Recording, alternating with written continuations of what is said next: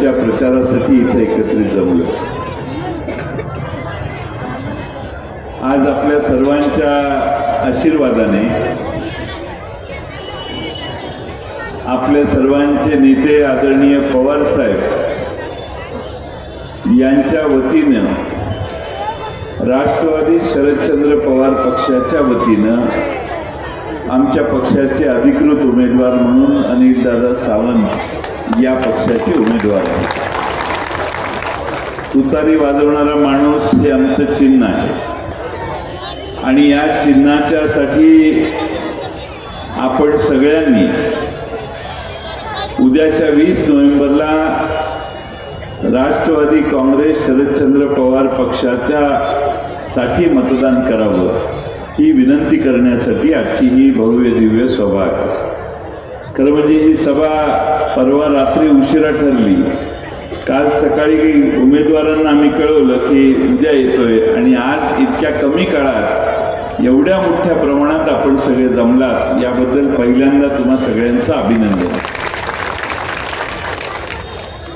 पंढरपूर विधानसभा मतदारसंघ नेहमी पवार साहेबांच्या मागे राहिलेला मतदारसंघ आहे। ज्या बाजूला पवार साहेब असतील त्या बाजूला या मतदारसंघाने आपला नेहमीच कौल दिलेला आहे आणि त्यामुळं मागच्या वेळी भगीरथ भालगे यांनी काँग्रेस सोडून राष्ट्रवादीत प्रवेश केला आणि राष्ट्रवादीकडून उभे राहिल्यावर प्रचंड मताधिक्याने त्यांना आपण सगळ्यांनी विजयी केलेला हा ताजा इतिहास आपल्या समोर आहे। भारत भालके आणि भारत भालकेंनी 2019ला जसा निर्णय घेतला तसाच निर्णय पुढे व्हावा अशी आमची साधी अपेक्षा होती। काही लोकांनी आमच्या पक्षाकडे येऊन इंटरव्ह्यू देखील दिले, जसे अनिल दादांनी दिला तसा भगीरथने देखील इंटरव्ह्यू दिलेला होता। पक्षाकडे उभा राहण्याची इच्छा व्यक्त केली, पवार साहेबांच्या समोर अर्ज पक्षाकडे केलेला होता आणि तरी देखील अचानकपणाने पक्षाचा निर्णय होण्याच्या आधी जर वेगळा निर्णय झाला, पवार साहेबांच्या निर्णयाची वाट बघायची जर कुणाला इच्छा नसेल तर त्यांना त्याची जागा दाखवण्याची काम आपण सगळ्यांनी करायचं।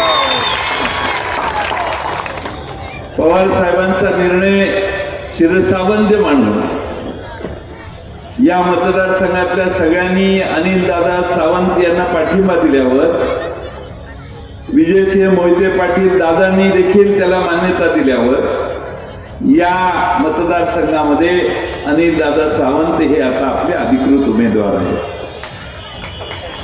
पंढरपूर मंगळवेढा मतदारसंघामध्ये मंगळवेढ्याला पाण्याचा प्रश्न होता 35 गावांचा। पहिल्यांदा एकच टीएमसी पाणी उपलब्ध झालं होतं। मी त्या खात्याचा मंत्री झाल्यावर आणखीन एक टीएमसी म्हणजे 2 टीएमसी पाणी आपण उपलब्ध करून दिलं आणि 35 गावांचा पाण्याचा प्रश्न सोडवण्याचं काम आम्ही त्यावेळी केलं। त्याच्या योजनेची कामं देखील चालू झाली आणि त्याची प्रगती देखील झाली। पलीकडच्या बाजूनं म्हैसाळकडून येणारं पाणी, टेंबू योजनेतनं येणारं पाणी हे कसं आपल्या दुष्काळी भागाला या मतदारसंघातील मंगळवेढा भागाला मिळेल, सांगोल्याला मिळेल, याचं काम देखील ते 2.5 वर्षात जेवढं झालं तेवढं इतर काळात कधी झालं नाही।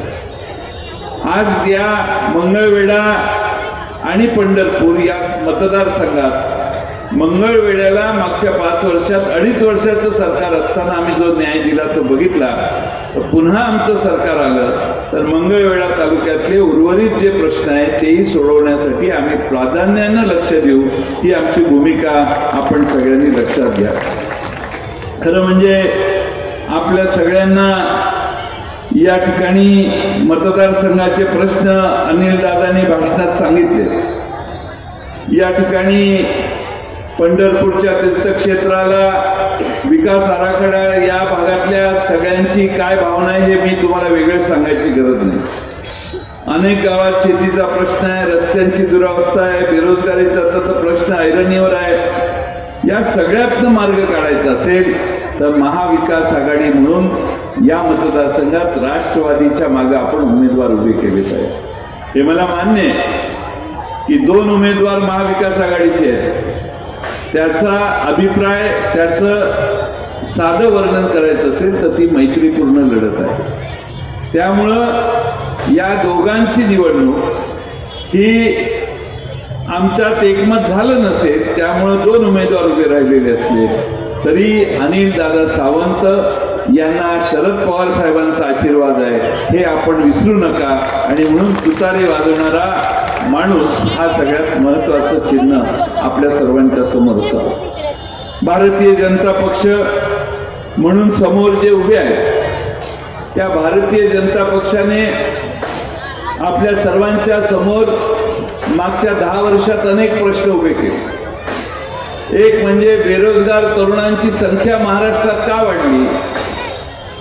21 ते 35 वर्षाच्या वयोगटामध्ये 30% बेरोजगारी आहे. याचं पाप भारतीय जनता पक्षाच्या देशाच्या आणि राज्याच्या धोरणात आहे असं मला वाटतं. दिसेल तो प्रकल्प गुजरातला एकनाथ शिंदे यांनी गुजरातचं मांडलिकत्व स्वीकारलेलं आहे अशी आजची परिस्थिती महाराष्ट्राची आहे. एखादी कारखानदारी गुजरातला महाराष्ट्रात येणारी गेली तर हे तोंडातनं बरोबर काढत नाही. खासदार या महाराष्ट्रातले अनेक प्रकल्प 17 प्रकल्प राज्याच्या बाहेर गेले, त्याची यादीमध्ये प्रकाशित झाले. आमच्या महाराष्ट्रातले प्रकल्प गुजरातला जातात. तो फॉक्सकॉन प्रकल्प गेला, 1.5 लाख पोरांच्या हाताला काम मिळालं असतं. काल परवा मोदी साहेबांनी टाटा एअरबस, टाटा आपली पुण्यातली, एअरबस फ्रान्सची महाराष्ट्रात प्रकल्प येणार होता तो यांनी पळवला. काल परवा बडोद्याच्या शेजारी नरेंद्र मोदींनी टाटा एअरबस प्रकल्पाचं उद्घाटन केलं. उद्घाटन, भूमिपूजन नाही, उद्घाटन. 21-22 हजार कोटीची गुंतवणूक झाली. 7-8 हजार पोरांना नोकऱ्या पण लागल्या. तुम्ही मला म्हणाल की हे काय सांगताय आम्हाला, आमचा काय संबंध आहे. तुमचा संबंध असा आहे की दरडोई उत्पन्नात 2099, 2001, 2, 3, 4 अगदी 13-14 सालापर्यंत महाराष्ट्र भारतामध्ये दरडोई उत्पन्नात 2ऱ्या, 3ऱ्या, 4थ्या क्रमांकावर असायचा. गुजरात आपल्या लय खाली होतं. पण जेव्हा महाराष्ट्रात मुख्यमंत्री म्हणून देवेंद्र फडणवीस झाले 14 साली आणि नरेंद्र मोदी साहेब दिल्लीला झाले, त्यानंतर फक्त 2 वर्षात यांनी महाराष्ट्राची एवढी वाट लावली की गुजरात महाराष्ट्राच्या वर कधी गेला कळलं नाही. 16 सालापासून गुजरात महाराष्ट्राच्या वर गेलाय. आज भारतात महाराष्ट्राचा नंबर 11वा लागतो.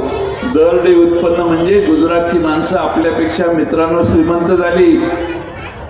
पंढरपूरच्या माणसाचं उत्पन्न, महाराष्ट्रातल्या माणसाचं उत्पन्न गुजरातच्या लोकांच्या पेक्षा ॲव्हरेज सरासरीनं कमी झालं.